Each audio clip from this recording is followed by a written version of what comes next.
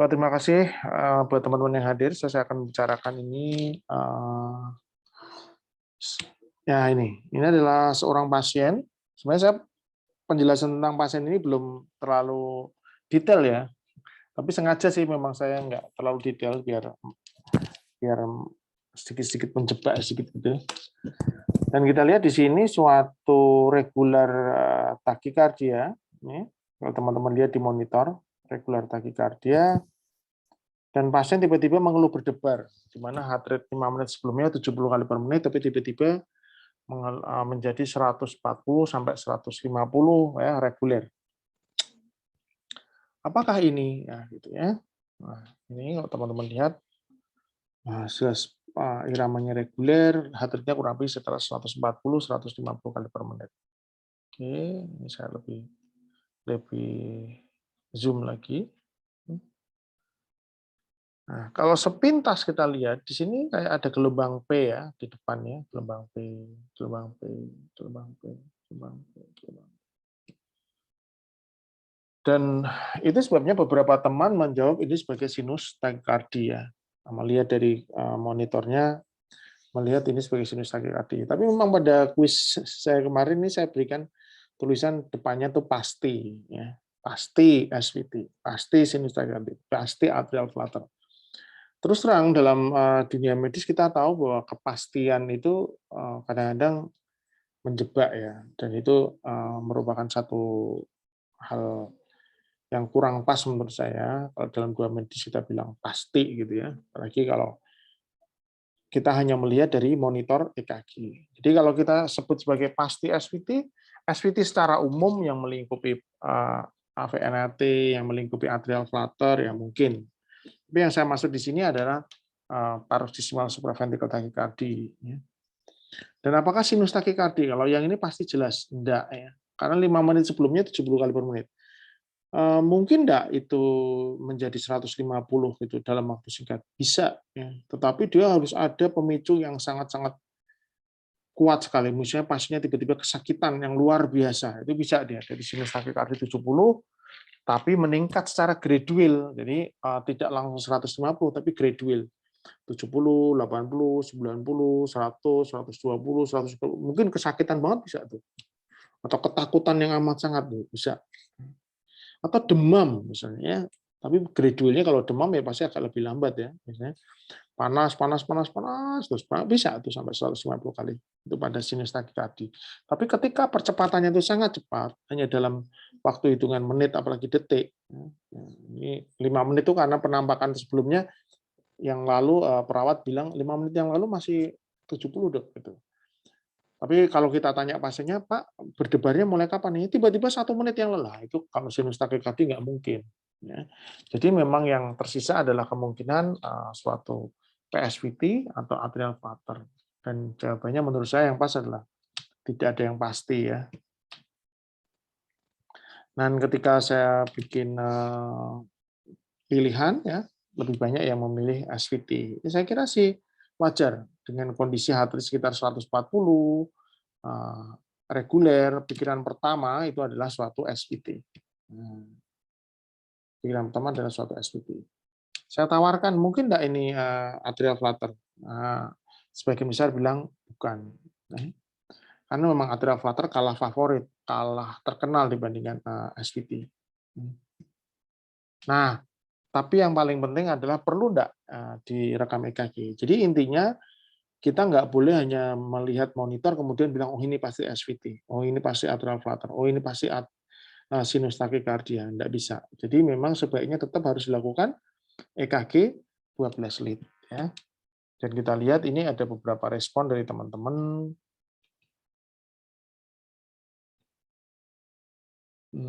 Ada banyak yang menjawab, akhirnya menjawab setelah melihat EKG 12 lead-nya, menjawab bahwa oh ini ternyata atrial flutter gitu. Tapi tetap apa yang bilang tetap suatu SVT ya. Tapi ada yang bilang atrial fibrilasi ya. Tapi sebagian besar menjawab sebagai atrial flutter setelah melihat EKG-nya. Nanti kita lihat EKG-nya yang lebih detail ya. Nah, oke. Jadi di sini kita lihat ECG-nya. Apa sih yang mengesankan ini suatu atrial flutter? Ya, ini karena kebetulan pada waktu dimonitor tadi memang reguler, absolutely reguler. Ya. Jadi biasanya kalau reguler berarti kalau atrial flutter adalah 2:1 AV block. 2:1 AV block.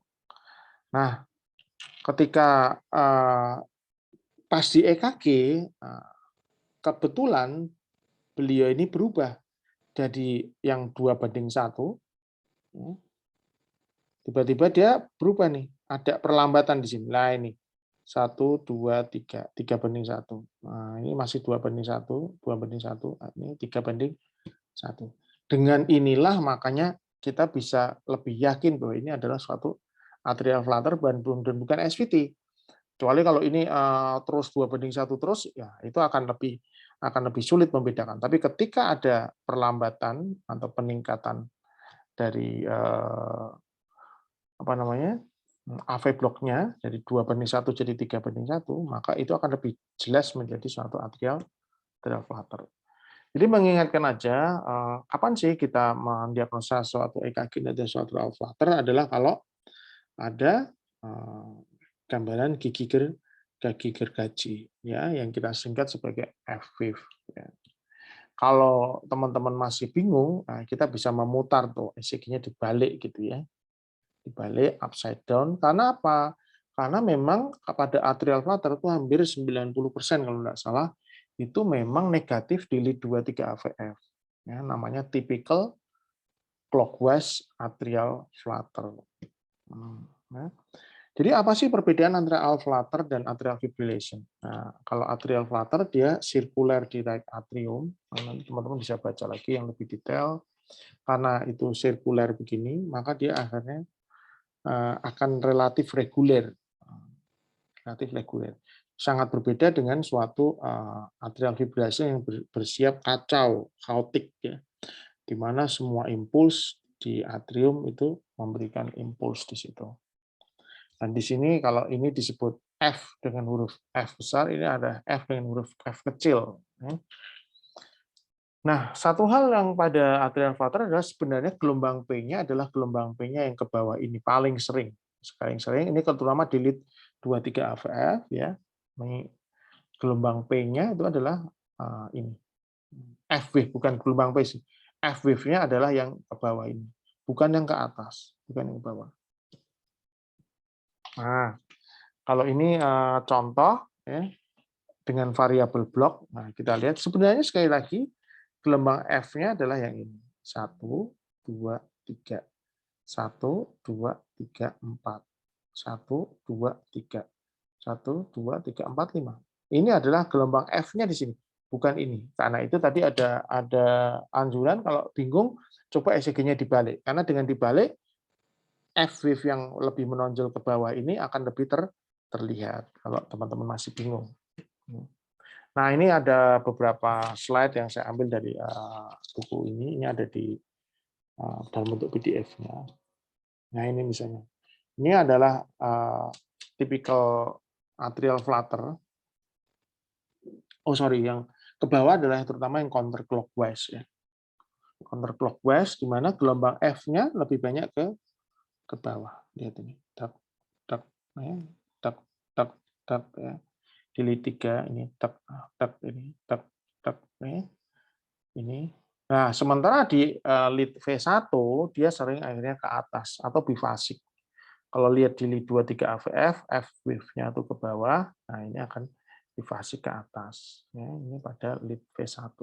Sebaliknya dengan yang clockwise. Ya, yang clockwise dia akan lebih banyak terlihat menonjol ke atas ini.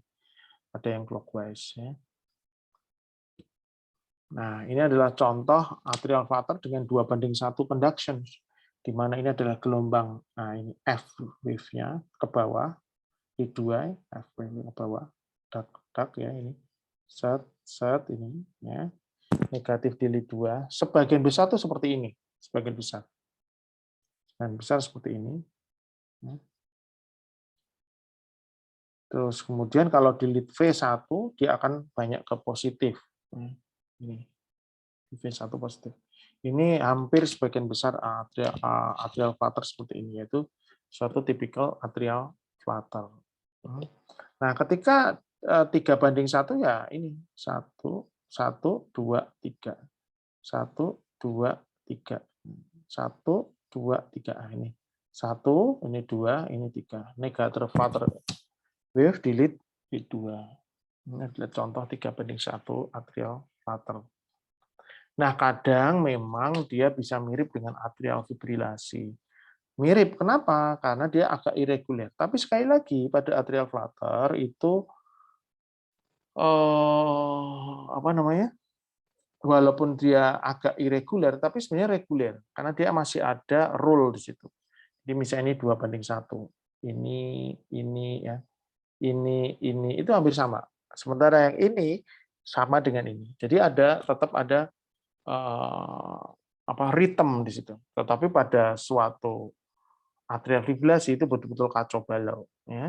Nah ini contoh lagi. Ini atrial fibrilasi 2:1. Kalau 2:1 maka rate-nya akan cepat banget. Ya. Rate-nya akan cepat banget, bisa mencapai 150 kali per menit ya, karena dia kan 2 gelombang F, kemudian 1 QRS. 2 itu berarti kurang lebih sekitar 2 kotak itu. Bisa lebih cepat sedikit. Nah ini adalah pasien yang dilakukan carotid message. Beberapa kadang-kadang bisa berpengaruh sehingga yang misalnya dari 1, 2, 3, 4 menjadi lebih panjang sampai 6. 1, 2, 3, 4, 5, 6 gitu. Ya. Ini gelombang R-nya ini ya. Oke, lagi ya. Jadi dengan carotid sinus pressure, carotid message mungkin bisa keluar gitu ya. Kalau enggak ya obat-obat yang kita berikan, kadang-kadang teman-teman mungkin menyangka ini suatu SVT misalnya kayak yang tadi, seperti ini dianggap SVT. Ketika teman-teman memberikan adenosin, oh baru ketahuan tuh ternyata dia variable block. Itu sering berapa kita dapat gitu. Nah, tapi yang ini contoh lagi, ini adalah 4:1. 1, 2, 3, 4-nya di mana? 4-nya yang ini tertelan di sini ya. 1, 2, 3. Sebenarnya ada 1 di sini ya. Kemudian ini 4:1, ini 2:1. 4:1 ini bolak-balik dia variable block. Ini juga 3:1. 1, 2, 3. 1, 2, 3, 4, 5. 5-nya di sini ya sebenarnya. 1, 2, 3, 4, 5. 5-nya F wave-nya di sini di antara di tengah-tengah QRS ada F wave di sini. Nah, ini adalah ketika kacau banget seperti ini, ini yang kadang-kadang kita agak sulit membedakan dengan suatu atrial fibrilasi. Tapi lihat pada atrial flutter dia akan ada ritme di sini. Ini ketika 1:1, ini 2:1, 1:1, ini 2:1. Antara ini ke ini hampir sama, ini dengan ini hampir sama. Ini adalah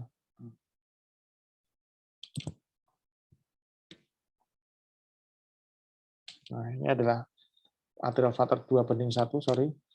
Ini dan kemudian dia berubah menjadi misalnya yang bawah adalah 1:1 AV conduction. Nah, kalau ini 1, 2 QRS, 2 itu 2 QRS. Nah, ketika 1:1, ini yang cepat banget tuh, bisa sampai 300 kali per menit karena saking cepatnya. Dan pada kondisi seperti ini pasien bisa kolaps ya, karena jelas diastolic filling time-nya kan jeleknya. Kadang-kadang membedakan antara atrial fibrilasi dan atrial dengan variable block seperti ini itu agak susah dibedakan. Tapi kalau kita lihat, ini yang atasnya ada atrial flutter dengan variable block, dia masih ada gambaran gigi gergaji. Sementara kalau pada atrial fibrilasi, antara segmen di sini dengan segmen di sini, gelombangnya itu nggak bisa sama. Lihat. Ini di sini kayak ada gigi gergaji. Tapi begitu di sini nggak ada. Ini kayak gambaran gigi gergaji. Di sini nggak ada, nggak kelihatan. Sementara kalau yang di atas itu relatif sama terus. Ini adalah salah satu cara khas untuk membedakan antara atrial fibrilasi dan atrial flutter. Nah, lihat ini. Pada atrial fibrilasi nggak ada gambaran gigi gergajinya. Atau kayak tadi ada sebagian ada kayak gigi gergaji di sini, tapi di sini nggak ada.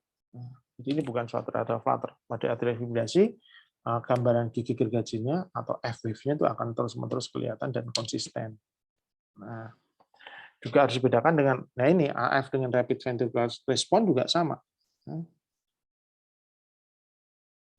Ada irregularitas di sini, ya ini kan nggak sama nih, ini kecil, pendek, ini agak panjang, pendek, pendek, pendek, pendek, pendek, pendek banget ini agak panjang. Nah, ini AF rapid. Nah, pada beberapa itu memang mirip dengan paroxysmal supraventricular tachycardia seperti ini, karena sangat-sangat hampir sama. Tapi lihat di sini nggak sama.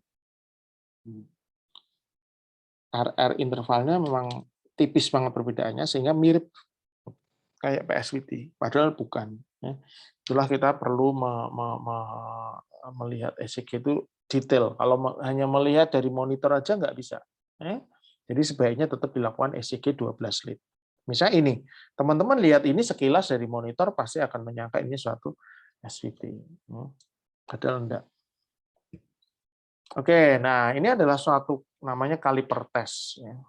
Dengan kaliper test ini sebenarnya kita bisa memastikan apakah ini atrial fibrillation atau atrial flutter. Kalau kita melihat sekilas, yang di V1 ini mirip suatu atrial flutter. Benar kan? Tapi ternyata yang V1 ini malah bukan atrial flutter. Ini adalah atrial fibrillation. Karena kalau kita memakai ini, jangka, kita letakkan di sini, ini akan ketemu di sini. Tapi yang di sini, ini tidak ketemu di sini. Nah, padahal harusnya kalau itu atrial flutter, dia harus ketemu.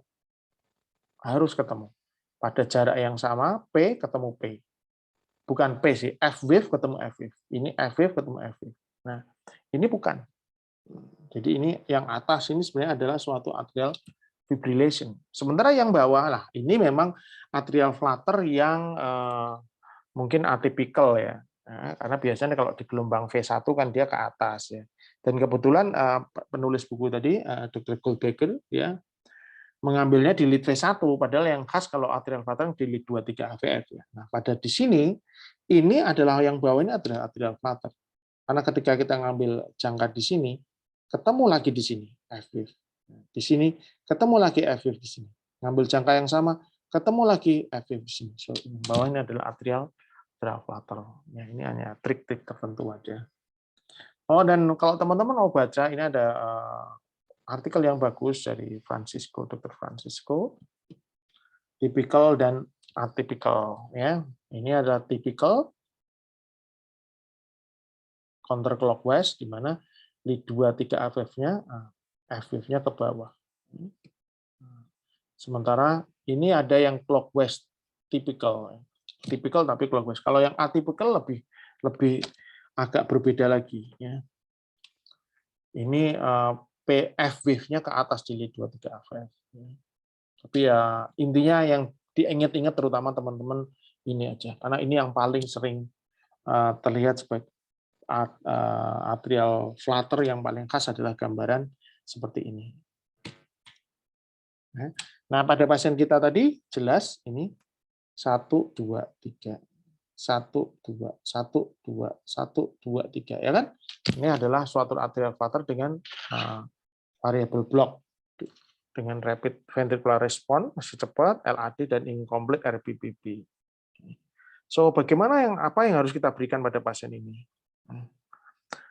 Prinsip bahwa ada di guidelines ini, teman-teman bisa baca banyak sekali kuliah tentang atrial flutter dan atrial fibrillation. Overall sih tata laksananya hampir sama. Ada anggapan dan biasanya memang demikian bahwa pada atrial flutter itu merupakan jembatan yang kadang-kadang menjadi atrial fibrillation kalau kita biarkan. Ya. Lama-lama dari atrial flutter ya jadi atrial fibrilasi juga. Jadi begitu kita mendapat pasien dengan atrial flutter ya tata laksananya mirip dengan atrial fibrilasi. Ya. Cuma satu yang di kepala kita bahwa kemungkinan atrial flutter ini usianya biasanya bisa lebih muda daripada atrial fibrilasi. Tapi belum tentu. Ada beberapa pasien yang tiba-tiba udah jadi atrial fibrilasi aja tanpa masuk ke episode atrial flutter. Nah, kapan kita memilih kontrol rhythm atau rhythm control atau rate control? Ya, overall sih kalau menurut guideline itu pilihan utamanya terutama adalah rate control. Kalau memang secara umum itu control rate. Walaupun beberapa penelitian terakhir bilang bahwa rhythm control sebenarnya lebih baik. Tapi penelitian dulu-dulu itu menunjukkan bahwa rate sama rhythm control itu hampir sama mortality-nya. Tapi ternyata yang terakhir rhythm control lebih baik. Tapi memang rhythm control membutuhkan effort yang lebih besar. Nah, masalahnya kalau di Indonesia, ya kadang-kadang mungkin rate control, terutama di perifer, itu lebih visible daripada rhythm control. Nah, kapan sih kita pikirkan untuk kardioversi pada atrial fibrillation? Ya, terutama kalau kita yakin, terutama adalah kalau baru. Yakin benar baru, maka itu bisa kita pikirkan. Terutama kalau saran saya adalah ketika AF onset-nya kurang dari 12 jam. Saya ada di YouTube tentang simple approach to AF itu, teman-teman bisa dengarkan di situ bersama bahwa intinya risk terjadinya trombus itu kardioemboli pada kardioversi itu makin tinggi dengan berjalannya waktu. Jadi makin baru saja terjadi, makin oke, makin safe kalau teman-teman ingin melakukan kardioversi, baik farmakologik maupun elektrik. So ini adalah bacaan teman-teman semua. Nah, atrial flutter observasi. Observasi boleh nggak pada atrial flutter? Boleh aja, karena memang satu, kalau tergantung pasiennya sebenarnya, tergantung pasiennya. Kalau pasiennya itu bukan pasien yang septik, bukan pasien yang suatu kondisi yang atrial flutter-nya sekunder karena penyebab lain, ya, maka observasi kurang pas. Nah, misalnya pasien dengan iskemik, ya, iskemik, dia rate-nya 70, ya, tiba-tiba jadi atrial flutter 150. Apa yang harus kita lakukan? Nyeri dong, ya jelas nyeri, gitu. Dan kita yakin itu baru, maka ya jangan observasi. Tapi misalnya pasien ini dengan sepsis yang berat misalnya. Sepsis yang berat tiba-tiba jadi atrial flutter. Mungkin jangan langsung dikonversi, ya diturunkan panasnya, dikasih cair yang baik, dia mungkin akan balik sendiri.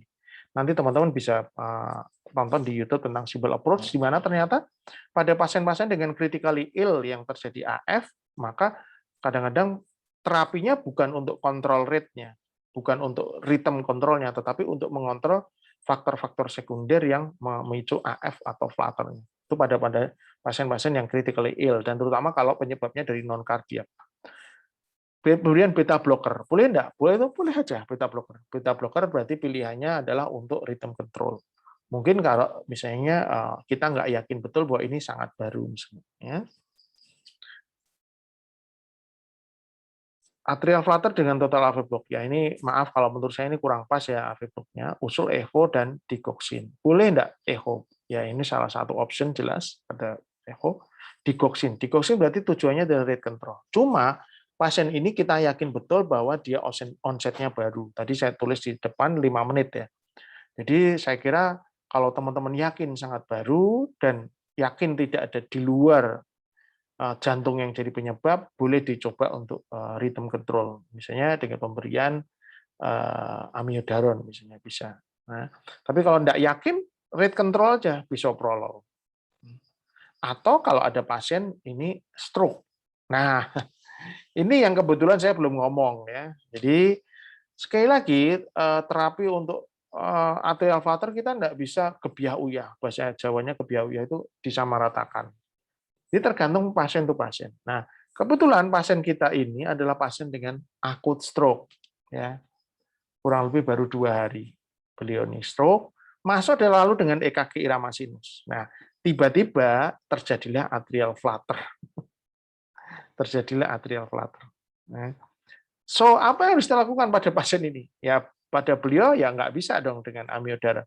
Kita nggak boleh membuat dia mengkonvert menjadi sinus rhythm pada pasien yang akut stroke, karena kemungkinan ada suatu cardiac emboli.